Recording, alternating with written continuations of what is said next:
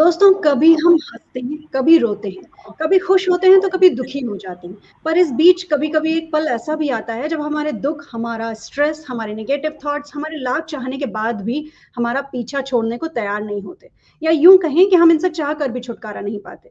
तो क्या लाइफ की यही स्टेज डिप्रेशन है? वेल, हेलो, नमस्कार and very good evening to all. स्वागत है एक बार फिर से आप सबका on Dainik Jagran i next digital platform let's talk, जहां आज हमारे डिस्कशन का मुद्दा भी काफी सेंसिटिव है और प्रेजेंट उससे जुड़े सोसाइटी में दिखने वाले चेंजेस भी काफी सेंसिटिव है, जिसके चलते आज बड़ी तादाद में लोग अपनी लाइफ लाइन तक को खत्म करने के लिए तैयार होने लगे हैं। उसी कारण का भारी भरकम नाम है डिप्रेशन। तो क्या है ये डिप्रेशन? क्या ये सिर्फ हमारी डेली लाइफ में होने वाला तनाव भर है या इससे भी ज्यादा कुछ और, जिसे फेस करते करते लोग आखिर में हार मान लेने को ही अपनी लाइफ की इतिश्री मान लेते हैं? डिप्रेशन से जुड़ी कई ऐसी बातों को आज हम जानेंगे गहराई के साथ अपने इस सेशन पर, जिसका टॉपिक है early signs and symptoms of depression and how to overcome. और इस टॉपिक पर हमारे कंफ्यूजन्स एंड क्वेश्चंस का आंसर करने के लिए आज हमारे पैनल में मौजूद हैं एक्सपर्ट्स। तो चलिए सबसे पहले स्वागत करते हैं अपने एक्सपर्ट्स का, जिनमें आज हमारे बीच मौजूद हैं आगरा के एसएन मेडिकल कॉलेज से डिपार्टमेंट ऑफ साइकेट्री के associate professor doctor Ashutosh Kumar Gupta ji. Sir नमस्कार। नमस्कार श्रोता। नमस्कार रुचि। सर स्वागत करती हूँ आपका बहुत बहुत अपने इस सेशन पर। धन्यवाद। और आपके साथ हमारे बीच मौजूद हैं पटना से क्लिनिकल साइकोलॉजिस्ट डॉक्टर सरिता शिवांगी जी। नमस्कार मैम, स्वागत करती हूँ आपका भी अपने इस सेशन पर। बहुत बहुत धन्यवाद। और आपके साथ मैं स्वागत करूंगी अपने व्यूअर्स का भी जो हमारे साथ जुड़ रहे हैं, और रिक्वेस्ट करूंगी उनसे भी कि अगर उनके पास भी इस टॉपिक से जुड़े किसी तरह के सवाल हो तो शेयर करें हमारे साथ, सो दैट कि हमारे एक्सपर्ट्स उनकी क्वेरीज का भी आंसर कर सकें। और इसी के साथ शुरुआत करते हैं अपने सेशन का। सबसे पहला क्वेश्चन पूछना चाहूंगी डॉक्टर आशुतोष सर से। सर, आज हम जिस वर्ड को लेकर यहाँ डिस्कशन करने के लिए इकट्ठा हुए हैं, दैट इज डिप्रेशन। तो सबसे पहले तो आपसे समझना चाहूंगी कि इसे कि आखिर क्या है ये? क्या ये महज स्ट्रेस का अपग्रेड वर्जन है या उससे भी बढ़कर कुछ और? रुचि जी, बहुत ही ज़रूरी सवाल पूछा आपने। डिप्रेशन क्या है, क्योंकि आजकल इसको बहुत आसानी से इस्तेमाल कर लिया जाता है और लोग समझ नहीं पाते कि एक्चुअली क्या है डिप्रेशन।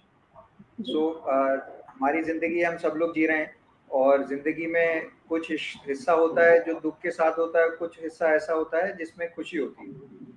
तो ये दुख और खुशी आता जाता रहता है, चलता रहता है जीवन में।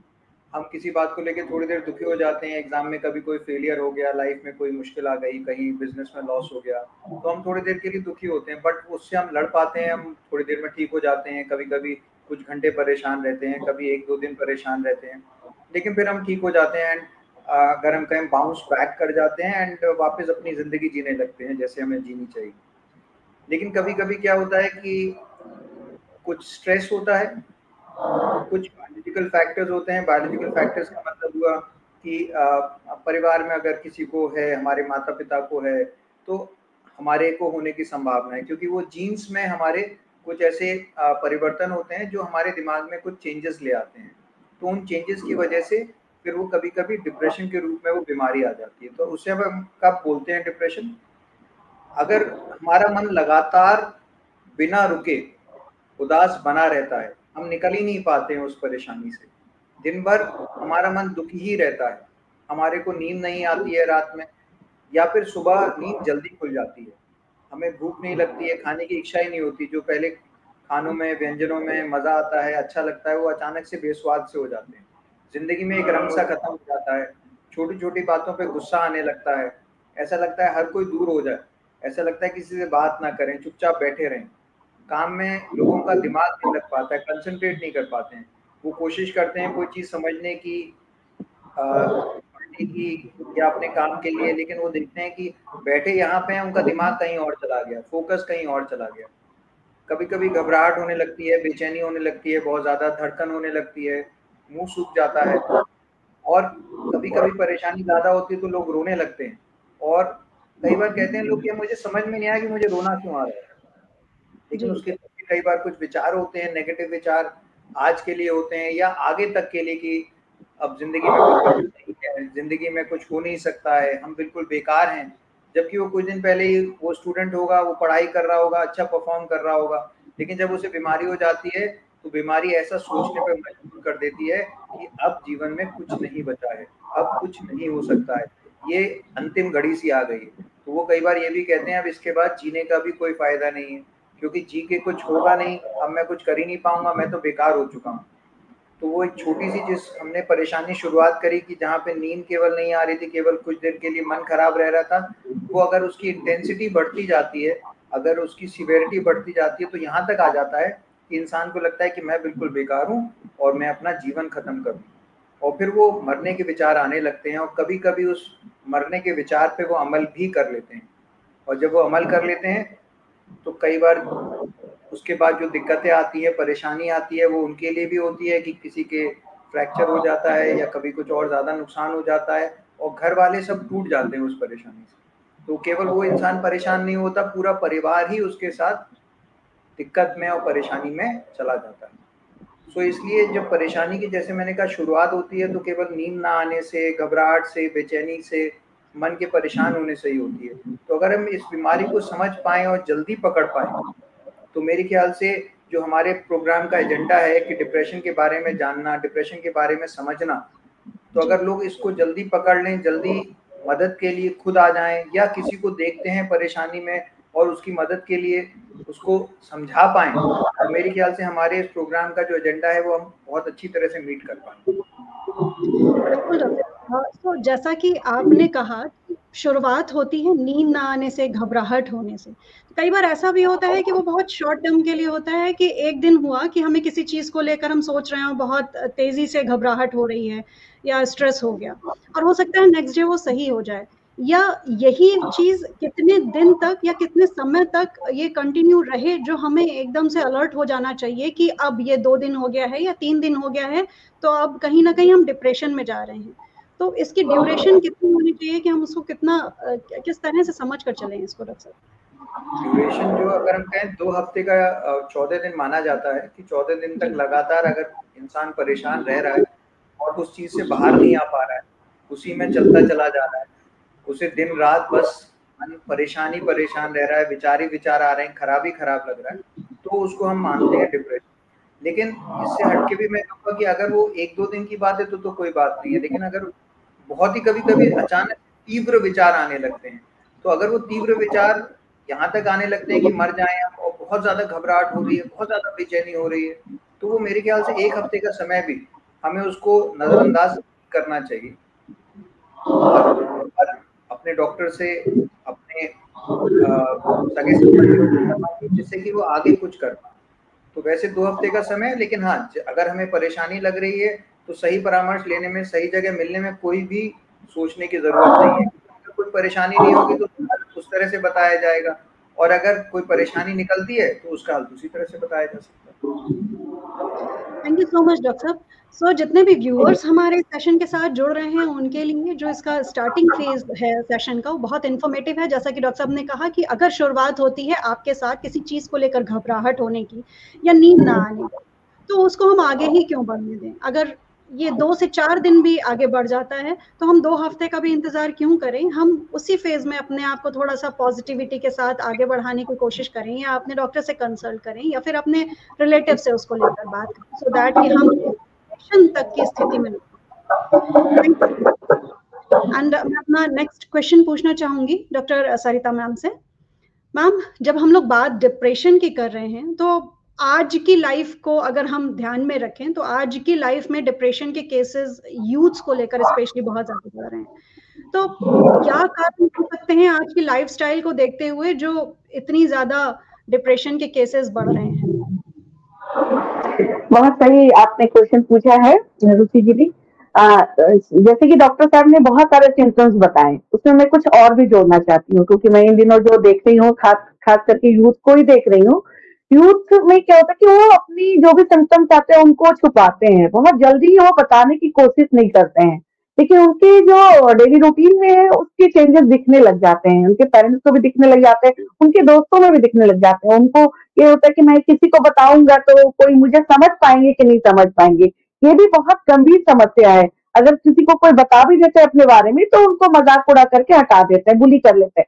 तो ये केसेस आज के दिन में बहुत ज्यादा यूथ के साथ हो रहा है। तो वो बताने से भी बहुत घबराते हैं, वो नहीं बताते हैं। लेकिन जब वो बहुत ज्यादा परेशानी में आ जाते हैं, बार बार ओवर थिंकिंग हो रही है, निगेटिव थॉट्स आ रहे हैं, नींद नहीं आ रही है, खाना खाना खाने की इच्छा नहीं हो रही है, और किसी को देखने का भी पसंद नहीं कर रहे हैं, वो लगता है कि नहीं मैं अकेले रहूं तो ज्यादा अच्छा है। और इस तरह करते करते वो काफी समय बिता देते हैं। अभी डॉक्टर साहब ने जैसे कहा कि 2 हफ्ता, एग्जैक्टली 2 हफ्ता के बाद अगर वो सिम्टम्स कंटिन्यू करते हैं तो वो डिप्रेशन में चले जाएंगे। लेकिन 2 हफ्ते के पहले उनको हम लोग स्ट्रेस एंजाइटी में, उसमें हम लोग मेडिसिन और काउंसलिंग के थ्रू उनको 2-3 सेशन में भी कवर कर सकते हैं। एक्चुअली जानने की जरूरत होती है कि उनको किस वजह से प्रॉब्लम हुई। एक्चुअली वो प्रॉब्लम भी खुद भी आइडेंटिफाई नहीं कर पाते हैं कि मैं किस वजह से इस चीजों में पड़ गया या परेशान हो रहा हूँ या मुझे ऐसा क्यों हुआ। उनको खुद को समझने में काफी टाइम लगता है। मैं इन दिनों 2-3 पेशेंट यंगस्टर को देख रही हूँ जो 12th में पढ़ रहे हैं और 10th में उन्होंने काफी अच्छा रिजल्ट किया, आई थिंक 96% वगैरह। लेकिन 12th में पढ़ने के बाद उन्होंने अपना एग्जाम स्किप कर दिया। तो पता चला कि क्यों स्किप किया। तो कुछ दिनों तक तो उनको उनके पेरेंट्स भी नहीं पता कर पा रहे थे, लेकिन उनमें सिम्टम बढ़ता जा रहा था। तो वो पेशेंट फिर हमारे पास आए और जब उनसे हमने बातचीत की तो पता चला कि जिस कोचिंग सेंटर में पढ़ते थे उसको हर वक्त इस चीज का फियर दिया जाता था कि तुम फेल कर जाओगे, तुम फेल कर जाओगे। ये थॉट इतना ज्यादा उनको प्रॉब्लम हो गया, इतनी निगेटिविटी उनमें भर गई कि वो एग्जाम देने के लिए अपने आप को मेंटली प्रिपेयर ही नहीं कर पाए और एग्जाम नहीं दिया। और एग्जाम नहीं देने के बाद इनके सारे सिम्टम्स इस लेवल पे बढ़ गए, इतना एग्रेसिव हो गए कि किसी को भी अपने घर के अंदर में या अपने रूम में रहने ही नहीं देते थे। और बार बार वो कहते थे कि मैं सुसाइड कर लूंगा, मुझे अब जीने की इच्छा नहीं है। ये सारी जो थॉट्स आज के दिन में हमारे युवाओं में, या देखा जाए तो हर एज में किसी न किसी तरीके से बढ़ता जा रहा है। और ये समाज में सोचने की भी जरूरत है। इसमें बहुत बड़ा अहम रोल हमारा सोशल मीडिया का भी है।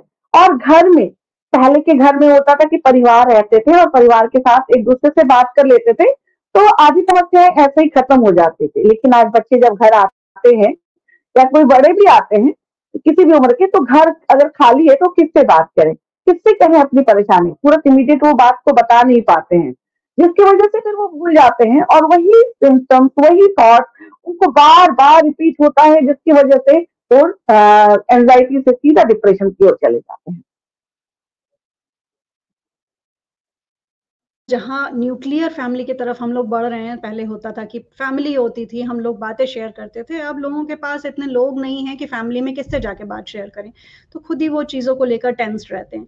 बट डॉक्टर साहब, आप ही से पूछना चाहूँगी कि जहाँ आपने एंग्जाइटी वर्ड का नाम लिया, तो एक क्वेश्चन ज़रूर दिमाग में आता है कि आजकल लोग, बहुत से लोग इस चीज़ की शिकायत करते हैं कि एंग्जाइटी फील कर रहे हैं वो। तो ये एंग्जाइटी एंड डिप्रेशन, इन दोनों में क्या डिफरेंस है? क्या दोनों ही एक दूसरे से मिलते जुलते पार्ट्स हैं या दोनों आपस में दोनों एक दूसरे से अलग हैं? नहीं, दोनों एक दूसरे से मिलते जुलते हैं, बट टाइम आपके जो है, जैसे भी डॉक्टर साहब ने बताया कि 2 सप्ताह या 3 सप्ताह लगातार अगर वो एक ही एंजाइटी में रह रहे हैं और वो सिम्टम्स कन्वर्ट हो रहा है, जितना अभी उन्होंने बताया कि उनको भूख नहीं लगना, अच्छे से नींद नहीं आना, ओवरथिंकिंग करना, या फिर बार बार सोने जाना और उठ जाना, ये सारे सिम्टम्स जो है वो एंजाइटी से डिप्रेशन की ओर लेके जाते हैं।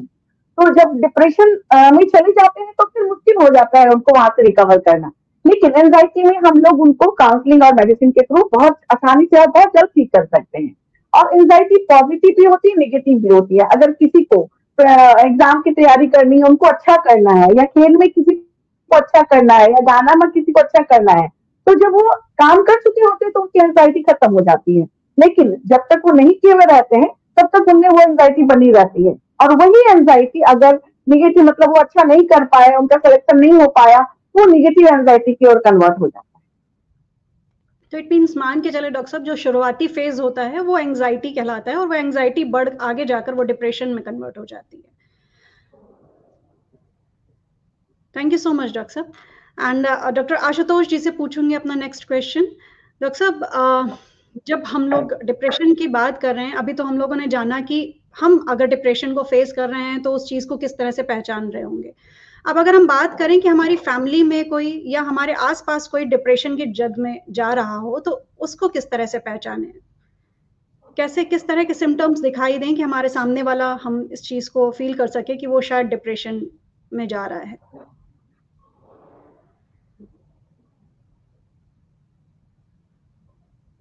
डॉक्टर साहब आप जी, ठीक है, आपका माइक म्यूट था। रुचि जी डॉक्टर साहब आपकी वॉइस नहीं आ रही है। नहीं डॉक्टर साहब आपकी आवाज़ नहीं आ रही है।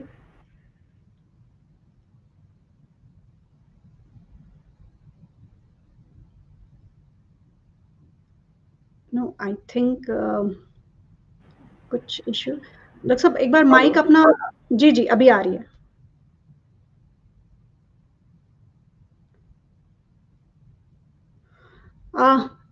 एक्सक्यूज़ मी डॉक्टर साहब मैं इंटरप्ट करूँगी एक बार फिर से, आपकी वॉइस नहीं आ रही है। आई थिंक कुछ नेटवर्क इश्यू हो रहा है।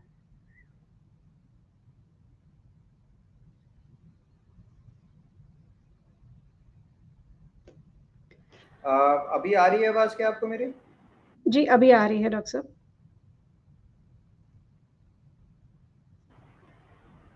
बट आपकी स्क्रीन भी साथ में फ्रीज़ हो रही है। This is something network issue.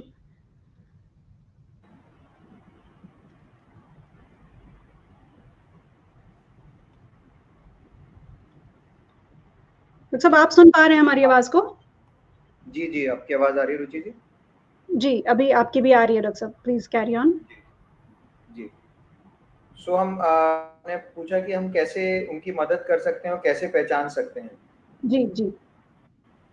तो जैसे जो हम लोग जिन लोगों के पास होते हैं, जो हमारे ख़ास होते हैं, हम उनके बर्ताव को, उनके व्यवहार को बहुत अच्छी तरह जानते हैं कि वो कितने बजे उठते हैं, किस तरह से खाना खाते हैं, किस तरह से वो बात करते हैं, कितनी बात करते हैं, कितना प्रेम रखते हैं हमसे। तो जी। इन लोगों में अचानक से जब कोई परेशानी आती है, कोई डिप्रेशन या एंग्जायटी की, कभी कोई दिक्कत आती है, तो हम क्या पाते हैं इन लोगों में कि अचानक से नींद में परिवर्तन आने लगता है, इनके व्यवहार में परिवर्तन आने लगता है। ये जो बात करने का इनका तरीका होता है, लहज़ा होता है, वो बदलने लगता है। छोटी-छोटी बातों पे ये चिड़चिड़ाने लगते हैं, अच्छा नहीं लगता है, ये परेशान होने लगते हैं छोटी-छोटी बातों पे। या बिल्कुल ऐसा भी होता है कि लोग अपने को बंद कर लेते हैं कमरे के अंदर, चुप हो जाते हैं, किसी से बात ही नहीं करना चाहते हैं। वो चाहते हैं कि बिल्कुल अलग हो जाए, अगर आप उनके पास भी जाएँ बात करने के लिए, तो वो बिल्कुल मना कर देते हैं कि मुझे किसी से बात नहीं करनी, मेरा मन बिल्कुल परेशान है, बहुत दुखी है। या फिर हम देखते हैं कि ये लोग कई बार कि रोते रहते हैं, परेशान होके इतना ज़्यादा हो जाता है कि लगातार रोते रह रहे हैं। मन परेशानी के साथ अपने काम में दिमाग लगा नहीं पाते। जैसे डॉक्टर साहब ने बात करी कि बच्चे पढ़ाई करते हैं तो पढ़ाई में कंसंट्रेट नहीं कर पाते हैं, फोकस नहीं कर पाते हैं। जैसे उन्होंने कहा कि 96% आए 10th में, लेकिन अचानक से परेशानी हो गई तो जो पहले सब्जेक्ट समझ में आ रहा है वो सब्जेक्ट समझ में ही नहीं आता है। तो बच्चा कहता है कि कोचिंग में जा तो रहा हूँ मैं, लेकिन कोचिंग में मुझे कुछ समझ में नहीं आ रहा है। क्या टीचर पढ़ा रहे हैं, क्या बता रहे हैं, वो मैं समझ ही नहीं पा रहा हूँ। मैं कोशिश तो बहुत कर रहा हूँ लेकिन मैं समझने में असक्षम हूँ। जबकि वो पूरी तरह से सक्षम था, पूरा अच्छा दिमाग है उस बच्चे का, सब कुछ है। लेकिन कहीं न कहीं उसे अचानक से परेशानी हो गई तो वो सारी चीज़ें जो उसे आसान लगती थी, बहुत आसानी से मतलब कहीं बाएँ हाथ का खेल था उसके लिए, वो लेकिन अब इतना मुश्किल हो जाता है कि वो 1 घंटे क्लास में भी नहीं बैठ पाता। और फिर आगे अगर हम देखते हैं तो वो क्लासेस बंक करने लगते हैं बच्चे लोग काम पे से छुट्टी लेने लगते हैं, नहीं जा पाते हैं। पति-पत्नियों के संबंधों के बीच में परेशानी आने लगती है क्योंकि छोटी-छोटी बातों पे गुस्सा आता है, छोटी-छोटी बातों में परेशानी होती है, तो फिर वो कहीं न कहीं बड़े लड़ाई-झगड़े के रूप में हो जाता है। और अगर कभी होता है तो हम लोग देखते हैं कि ऐसे लोग कई बार नशा भी करने लगते हैं। नशे का रूप होता है जैसे कुछ लोग दवा नींद की गोलियाँ होती हैं, हम देखते हैं कि लोग अपने आप ही ओवर द काउंटर मेडिकेशंस मिलती हैं कि नींद नहीं आ रही, चलो नींद की दवा खानी शुरू कर। तो शुरू में तो 1-2 गोलियाँ होती हैं, लेकिन वो गोलियाँ जैसे-जैसे आगे बढ़ते जाते हैं क्योंकि वो सही इलाज तो होता नहीं है, तो पता चला कि उन्होंने 5, 6, 7, 8, 10 तक गोलियाँ खानी शुरू कर दी। या कई बार लोग कहते हैं कि शराब पी लो, तो शराब पीने से सारी चीज़ों का समाधान हो जाएगा। तो फिर से वो शराब की धीरे-धीरे लत लग जाती है, तो वो हम देखते हैं कि लोगों में, परिवार में फिर वो चाहते हैं कि घर वाले की शराब छुड़वा दीजिए, लेकिन उसकी शुरुआत कहाँ से हुई होती है? कई बार वो डिप्रेशन से ही शुरुआत हुई होती है, उसी की वजह से लोग नशे की लत में भी पड़ जाते हैं। और अगर हम कहें और आगे तो घबराहट, बेचैनी, जैसे हमने अभी बात करी, तो बहुत लोगों में केवल घबराहट, बेचैनी के रूप में ही परेशानी दिखती है। वो इतने ज़्यादा बेचैन होते हैं, कहते हैं मैं मर जाऊँगा, अब मैं बचूँगा नहीं, कुछ होने वाला है मेरे को। तो उसको हम बोलते हैं कैटास्ट्रॉफिक फीलिंग होना, इम्पेंडिंग डूम की फीलिंग होना। उन्हें लगता है ये हमारा आखिरी समय आ गया है, इसके बाद अब कुछ नहीं हो पाएगा। तो वो बिल्कुल पैनिक होके कई बार हॉस्पिटलाइज़ हो जाते हैं, बहुत सारी उसमें जाँचें हो जाती हैं, कार्डियक इवैल्यूएशन हो जाता है, एमआरआई, सीटी स्कैन भी हो जाता है। और वो कई बार ये नहीं समझ पाते हैं कि ये केवल मन परेशान है और घबराहट हो रही है, उसी की वजह से सारी दिक्कतें हो रही हैं। और फिर इवैल्यूएशन होने के बाद जब कुछ नहीं आता है, तो फिर धीरे-धीरे उनको समझ में आता है कि हाँ, उनका मन परेशान है और इसका इलाज हो सकता है। तो ये जो व्यावहारिक समस्या है, आस-पास वाले लोग देख सकते हैं, मेरे ख्याल से उससे बीमारी जल्दी पकड़ में आ सकती है। जैसे बच्चों के नंबर कम हो जाना, लोगों के काम पे ना जा पाना, लोगों का व्यवहार में चिड़चिड़ापन आना, लोगों का चुपचाप हो जाना, लोगों से मिलना-जुलना बंद हो जाना, अकेले कमरे में बंद हो जाना। तो अगर ये चीज़ें हम देखेंगे लोगों में आएगी, हमारे आस-पास के लोगों में आएगी, तो हम ये कह सकते हैं हाँ कि ये एक मुश्किल दौर से गुज़र रहे हैं। हो सकता है इन्हें परेशानी भी हो, तो इसके लिए इनको तुरंत संपर्क करना चाहिए, इनको डॉक्टरी परामर्श करना चाहिए और फिर उसके बाद जैसा डॉक्टरी परामर्श में सलाह दी जाए, उसके अनुसार आगे बढ़ा जा सकता है और उसका बेस्ट से बेस्ट ट्रीटमेंट, इलाज, चाहे वो मेडिकेशन के रूप में हो या काउंसलिंग के रूप में हो, वो करा जा सकता है और उससे पूरी तरह से उसका समाधान हो सकता है। ओके, सो डॉक्टर साहब आप ही से जानना चाहूँगी कि जब हम लोग घबराहट की बात करते हैं, तो घबराहट जैसे केसेस में कई बार ये भी होता है कि कहीं बीपी हाई होगा या बीपी कहीं फ्लक्चुएट हो रहा होगा इस वजह से, और कहीं चेकअप वगैरह कराने में अगर बीपी की ही प्रॉब्लम निकलती है, तो क्या ये भी कहीं न कहीं डिप्रेशन का ही पार्ट है, या फिर वो सिर्फ बीपी की प्रॉब्लम उसको मान के चलें कि वो बीपी की ही प्रॉब्लम है, वो आगे जाकर सही हो जाएगी? इसको कैसे डिफरेंशिएट कर सकते हैं? बहुत अच्छा सवाल पूछा आपने रुचि जी। क्योंकि हम लोग जैसे डिप्रेशन के मरीजों को देखते हैं तो हम लोग ज़रूर देख पाते हैं बीपी कैसा है, उसकी पल्स कैसी है, उसका शुगर लेवल कैसा है। क्योंकि ये भी बहुत कॉमन कारण है आजकल, जो लोगों में परेशानी है बीपी की और शुगर की। अगर इसकी जांच नहीं की जाए तो कई बार ये ओवरलुक हो जाती है कि केवल डिप्रेशन है इंसान को, लेकिन डिप्रेशन नहीं, उसमें साथ में डायबिटीज़ भी हो सकता है, बीपी भी हो सकता है। हाँ, जी। ये ज़रूर है कि अगर डिप्रेशन होगा तो डायबिटीज़ का जो कंपोनेंट है वो गड़बड़ हो जाएगा। जो आपका कंट्रोल पहले अच्छा चल रहा है, वो अचानक से डिप्रेशन आया क्योंकि खाना-पीना आपका एराटिक हो गया। आपने कभी खाया, कभी नहीं खाया, कभी ज़्यादा खा गए आप अचानक से, या फिर बीपी का क्या हुआ कि आपको टेंशन हुई, ज़्यादा घबराहट हुई तो बीपी का लेवल ज़्यादा आ गया। जी। तो इस वजह से अगर डिप्रेशन रहता है तो शुगर का और बीपी का कंट्रोल होता है वो कई बार गड़बड़ाने लगता है। और जैसे-जैसे डिप्रेशन ठीक होने लगता है, वो लेवल धीरे-धीरे मार्कर्स अपने आप ही ठीक आने लगते हैं।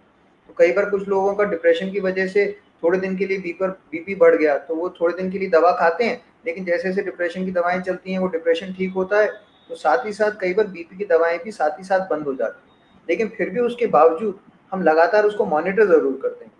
मॉनिटर इसलिए करना ज़रूरी है क्योंकि आज बीपी ठीक आ गया, लेकिन हो सकता है कुछ दिन बाद वो फिर से बढ़ जाए। लेकिन उसे ओवरलुक करना बिल्कुल ठीक नहीं है क्योंकि वो शारीरिक परेशानी है और उसका लॉन्ग टर्म बहुत सारे कॉन्सिक्वेंसेज़ हैं।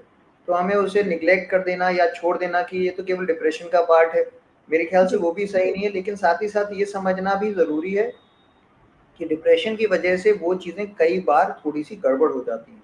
तो गड़बड़ हो जाती हैं तो डिप्रेशन का और उसका दोनों का सही और पर्याप्त इलाज कराया जाएगा, तो मरीज़ पूर्णतः स्वस्थ हो जाएगा। क्योंकि जो हम कहते हैं ना, डब्ल्यूएचओ की डेफिनिशन भी है हेल्थ की, तो उसमें है कि physical, mental, social and spiritual well-being.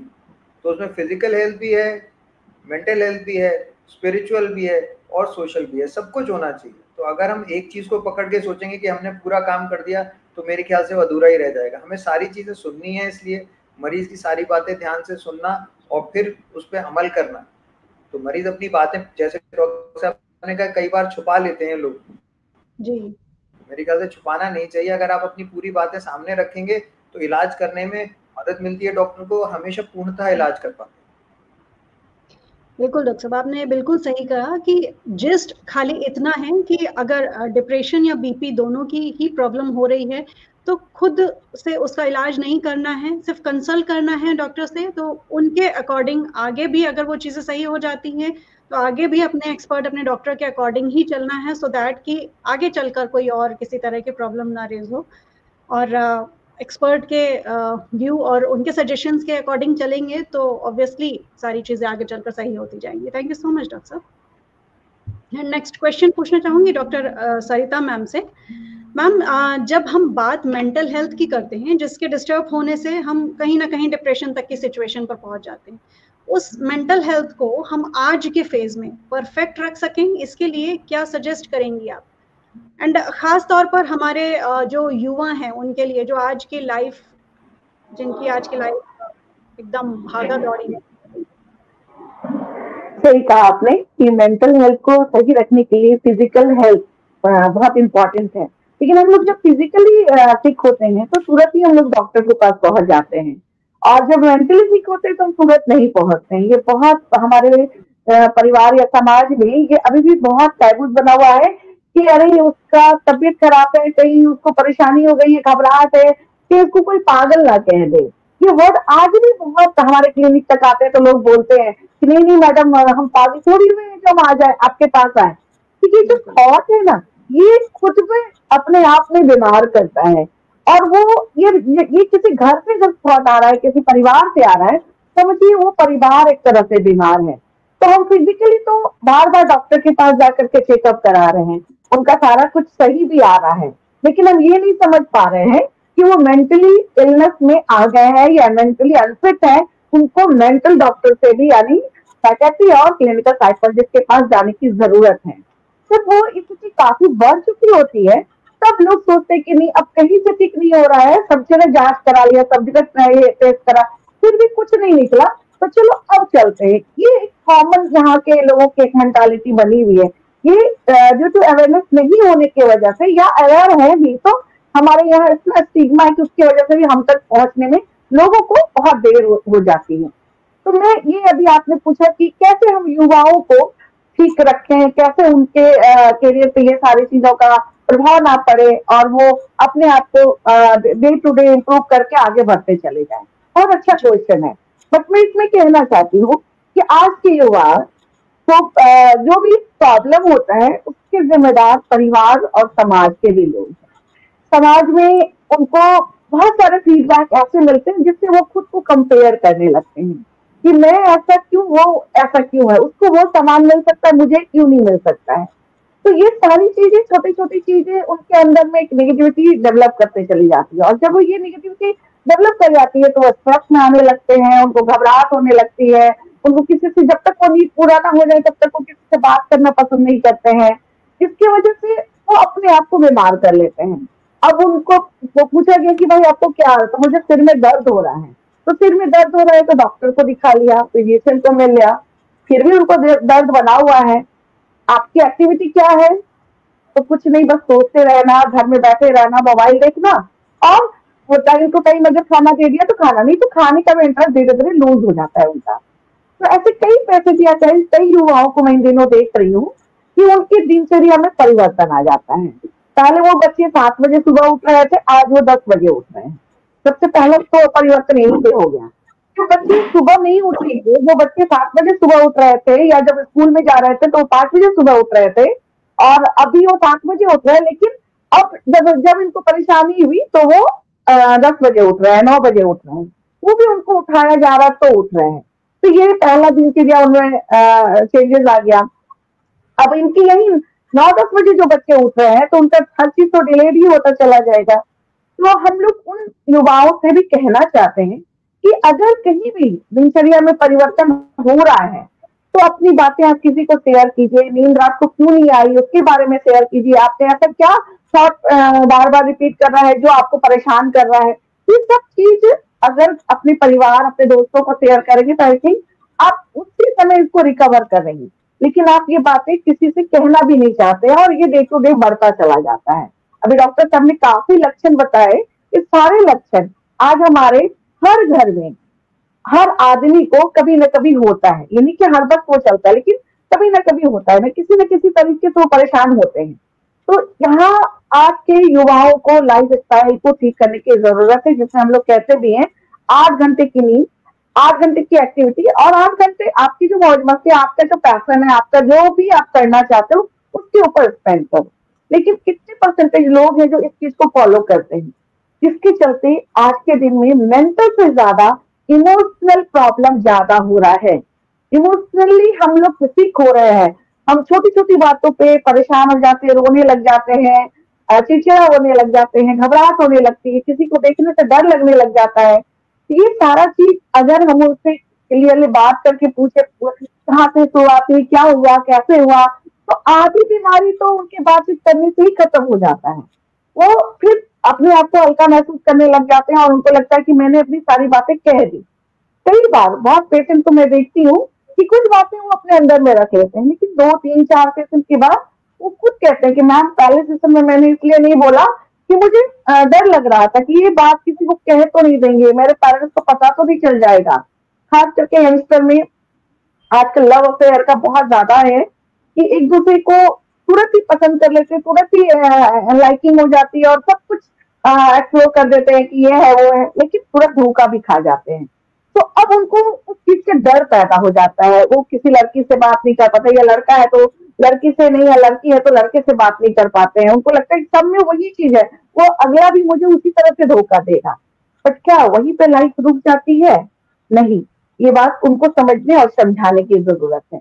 जो आज के दिन में हम लोग इस चीज पे ज्यादा फोकस नहीं करते। लोग कहते हैं कि अरे क्या हुआ, तो इस एज में तो सबको होता है, लेकिन नहीं, सबको नहीं होता है। पहले हम लोगों के साथ इस तरह की चीजें नहीं होती थी, क्योंकि हम लोग घर में भी बहनें होती थी या भाई होता तो एक दूसरे को शेयर कर लेते थे। फिर मेरे निकले फैमिली की, आज घर में एक बच्चे या 2 बच्चे, मैक्सिमम 2 बच्चे, नहीं के बराबर 2 बच्चे, एक ही बच्चे होते हैं। वो अपनी बातें किससे कहें? मम्मी पापा से कह नहीं सकता है, अपने दोस्तों को कहेंगे तो वो नहीं करेगा या कुछ ऐसी बातें कह देगा जिससे और उसे स्ट्रेस हो जाएगा, तो वो कह भी नहीं पाता। और जब स्थिति बहुत ही नाजुक हो जाती है, बढ़ जाती है, तब उनके मम्मी पापा तक पहुंचता है। और मम्मी पापा की आपके रिलेशन भी अगर अच्छी नहीं है तो उसका भी इम्पैक्ट हमारे बच्चों पे बहुत ज्यादा आज के दिन में पड़ रहा है।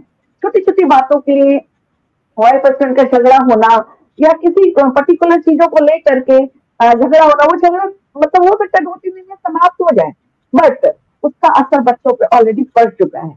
और बच्चे से हम लोग उस चीजों का डिस्कशन नहीं करते हैं, या अगर वो उस चीजों को अडॉप्ट कर रहे तो उसको उसी समय एज ए पेरेंट्स हमको बात करके निकाल देनी है कि बेटा ऐसा हम लोग वाइफ हस्बैंड का था या ऐसा कुछ नहीं था, आप इस चीजों को ज्यादा तवज्जो ना दो। बट ऐसा बहुत कम घरों में होता है।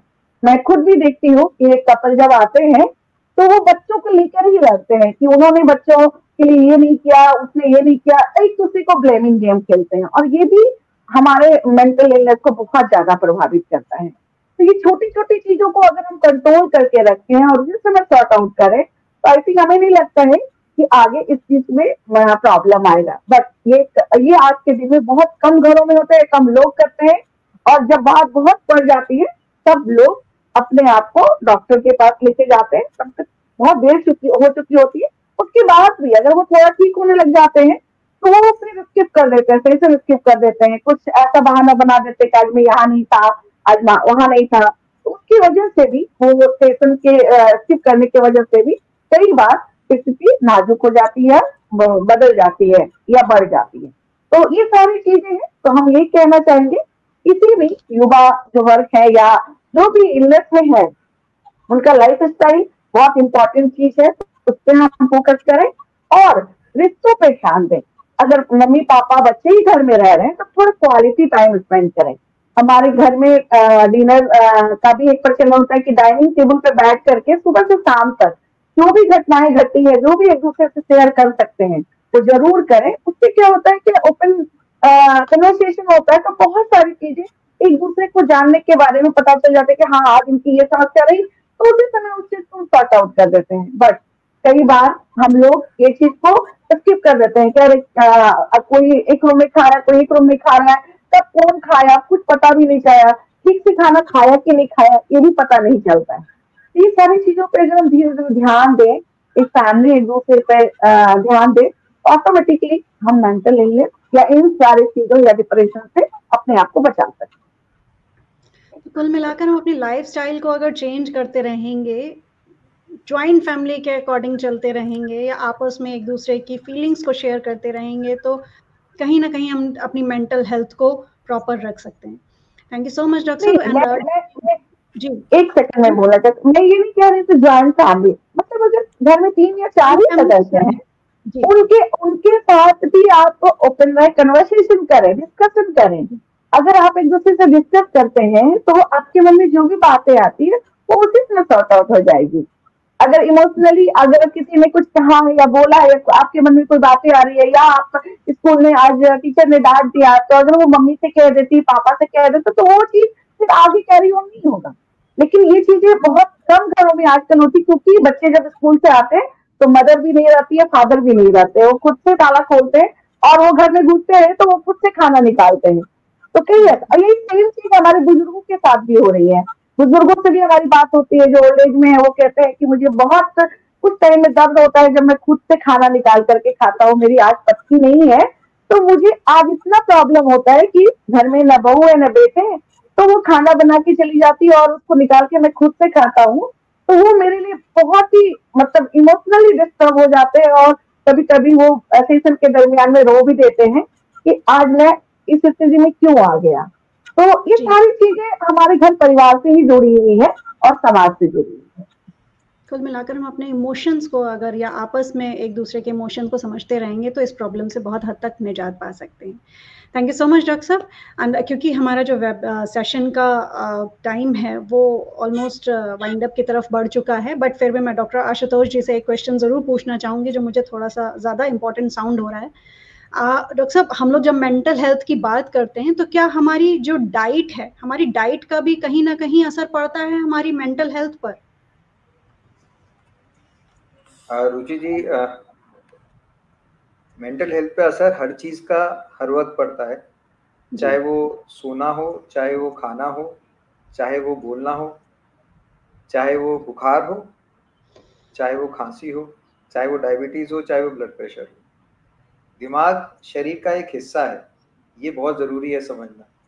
लोग क्या समझते हैं कि मेंटल हेल्थ का मतलब तो हो गया कि दिमाग से पागल है, जो डॉक्टर साहब ने कहा कि अगर हम मेंटल हेल्थ बात कर रहे हैं मतलब हम पागलों की बात कर रहे हैं। नहीं, हम लोग शरीर की ही बात कर रहे हैं। शरीर का एक बहुत ही ज़रूरी ऑर्गन है, हम उस ऑर्गन की बात कर रहे हैं, वो है दिमाग। तो अगर शरीर के लिए खाना ज़रूरी है तो दिमाग के लिए भी पौष्टिक खाना बिल्कुल ज़रूरी है। अगर पौष्टिक खाना नहीं होगा तो ये दिमाग कैसे चलेगा, स्वस्थ कैसे रहेगा, अच्छा कैसे सोच पाएगा। अच्छा सोचने के लिए पौष्टिक खाना होना, बराबर न्यूट्रिएंट्स होना, सारी चीज़ें जो हम रेगुलर खाना खाते हैं, स्पेसिफिकली कोई चीज़ खाने से दिमाग बढ़ जाता है, ऐसी कोई चीज़ स्पेसिफिक नहीं है। लेकिन हाँ, अगर हम बैलेंस डाइट नहीं लेंगे तो शरीर में जैसे कमी होगी तो शरीर की कमी कहीं ना कहीं दिमाग में भी हमें ज़रूर दिखेगी। तो इसलिए पौष्टिक खाना होना, टाइम पे जैसे डॉक्टर साहब ने बताया सोना होना, क्योंकि अगर हम अच्छी तरह सोएंगे तो हमारा, जैसे हम फ़ोन को चार्ज करते हैं तो नींद जो है हमारे दिमाग को रिचार्ज कर देती है, वो हमारी बैटरी को दोबारा अगले दिन के लिए फिर से लड़ने के लिए तैयार कर देती है। एक एक्सरसाइज होना, क्योंकि हेल्दी लाइफस्टाइल के लिए बहुत ज़रूरी है कि 20 मिनट्स टू 30 मिनट्स की एक कोई फिजिकल एक्टिविटी होना मस्ट है। कई बार क्या होता है, बहुत ही ओवरलुक्ड है हमारे कल्चर में फिजिकल एक्टिविटी को। खाने पे तो हम लोग बहुत ध्यान दे देते हैं, लेकिन एक्सरसाइज पोस्ट कोविड जो कि मुझे लगता है काफ़ी बेटर हो गया है, लोग काफ़ी एक्सरसाइज करने लगे हैं, हेल्थ कॉन्शियस हो गए हैं। तो जब फिजिकली एक्सरसाइज करते हैं वो एक्चुअली फिजिकल कर रहे हैं, लेकिन उसका असर दिमाग पे भी पड़ता है, क्योंकि फिर से मैंने कहा ना, दिमाग जो है वो शरीर का हिस्सा ही है, अलग नहीं। तो जब हम फिजिकल एक्सरसाइज करते हैं तो दिमाग में कुछ एंडोर्फिन्स होते हैं, न्यूरोट्रांसमीटर्स होते हैं जो रिलीज होते हैं, और जब वो रिलीज होते हैं तो हमें वो फीलिंग ऑफ वेलबींग देते हैं, हमें लड़ने की क्षमता को बढ़ाते हैं। कोई अगर हमारे सामने विपदा आती है, परेशानी आती है, तो हम उसका अच्छी तरह से सामना कर पाते हैं, उससे अच्छी तरह से लड़ पाते हैं। तो इसलिए फिजिकल एक्सरसाइज को ज़रूर इनकॉर्पोरेट करना चाहिए। इसके अलावा डेफिनेटली लोगों से मिलना जुलना, बातचीत करना। एक खाने की आपने बात कही तो सबके साथ बैठ के खाना खाना, जो डॉक्टर साहब कह रही हैं, बहुत ही छोटी सी बात है, लेकिन वो 15 मिनट की बात है। लेकिन अगर हम लोग टेबल पे बैठ के पूरी फैमिली एक साथ खा सकती है 15 मिनट, तो मेरे ख्याल से उससे अच्छा हेल्दी मील नहीं हो सकता। वो इसलिए हेल्दी हो जाएगा क्योंकि उस पर ज़रूर कुछ चर्चा होगी, कुछ बात होगी, किसी का कोई दुख होगा वो सामने आ जाएगा। तो जब दुख हम अपना कुछ प्रकट कर देते हैं तो आधा वैसे ही खत्म हो जाता है। और किसी की कोई खुशी होगी जो हम सुन लेंगे तो हमें भी खुशी मिल जाएगी, क्योंकि वो हमारे घर के खास जने की खुशी है। तो अगर हम ये चीज़ कर सकते हैं खाने पे, तो मेरे ख्याल से खाना हाँ बहुत ज़रूरी हो गया, बिल्कुल इम्पोर्टेंट है वो नहीं। तो 15 मिनट हैं दिन के, लेकिन वो 15 मिनट आपको प्रिवेंशन कहते हैं ना, prevention is better than cure.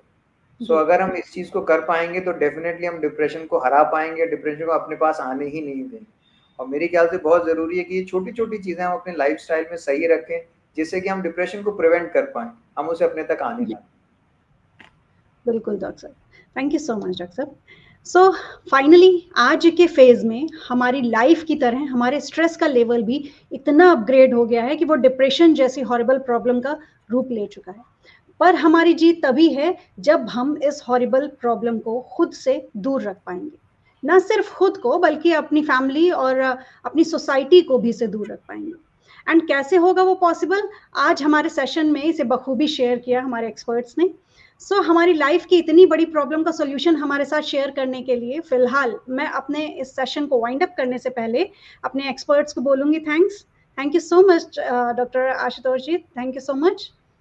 And thank you Ruchi ji बुलाने के लिए और श्रोताओं से आमना सामना कराने के लिए। मेरे ख्याल से ये आपका जो इनिशिएटिव है बहुत अच्छा इनिशिएटिव है, एंड होपफुली ये अच्छी तरह से सब लोग इसको गैदर कर पाए, इंफॉर्मेशन ले पाए और उनकी मदद हो पाए। धन्यवाद रुचि। एग्जैक्टली, अब डॉक्टर साहब ने जो बोला वो, हाँ वो चीज हम ये सेशन को अगर वीकली करें, आई थिंक हम लोग काफी लोगों को अवेयर कर सकते हैं और कई लोगों को हम लोग मेंटल इलनेस से बचा सकते हैं।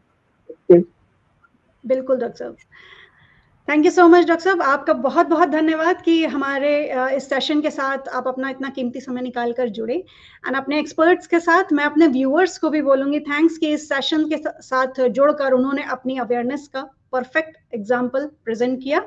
और इसी के साथ अब लूंगी आप सबसे विदा, पर इसी वादे के साथ कि फिर मिलूंगी आपसे ऑन द सेम प्लेटफॉर्म किसी एक और इम्पोर्टेंट टॉपिक के साथ। Till then take care and bye bye.